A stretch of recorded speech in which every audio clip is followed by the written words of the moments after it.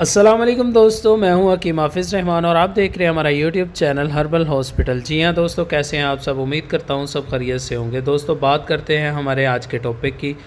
जैसा कि आपकी स्क्रीन पर भी आ रहा है, हमारा आज का टॉपिक है जी बच्चों का बिस्तर पर पेशाब निकल जाना। जी हाँ दोस्तों, अगर आपके बच्चे रात को सोते हुए बिस्तर पर पेशाब कर देते हैं, उनको पता नहीं चलता है, या फिर दिन में जागते हुए भी उनको पेशाब पे कंट्रोल नहीं है, तो हमारी आज की वीडियो एंड तक देखें, इंशाल्लाह आपको बहुत ज़्यादा फ़ायदा होगा। दोस्तों, सबसे पहले बात करते हैं हमारे आज के नुस्खा की। नुस्खा आपकी आसानी के लिए आपकी स्क्रीन पर है। इसमें पहली चीज़ जो हम इस्तेमाल करेंगे, तुखम अस्पंद 60 ग्राम। दूसरी चीज़ जो इसमें इस्तेमाल होगी, गूंद कुंदर, ये भी 30 ग्राम।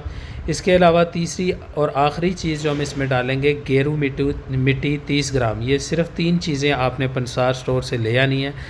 अब बताते हैं आपको कि आप इसको तैयार कैसे करेंगे। आपकी आसानी के लिए नुस्खा बनाने की तरकीब आपकी स्क्रीन पर है। दोस्तों, आपने करना ये है कि इन तीनों चीज़ों को पंसार स्टोर से लाकर साफ़ कर लेना है। जब ये साफ़ हो जाएं तो इनका वज़न जो मैंने आपको बताया है आपने पूरा कर लेना है। उसके बाद आपने इनको किसी ग्राइंडर मशीन में डालकर अच्छे से पीस कर पाउडर जैसा इनका सफ़ूफ़ तैयार करके उसको छान लेना है। ठीक है जी।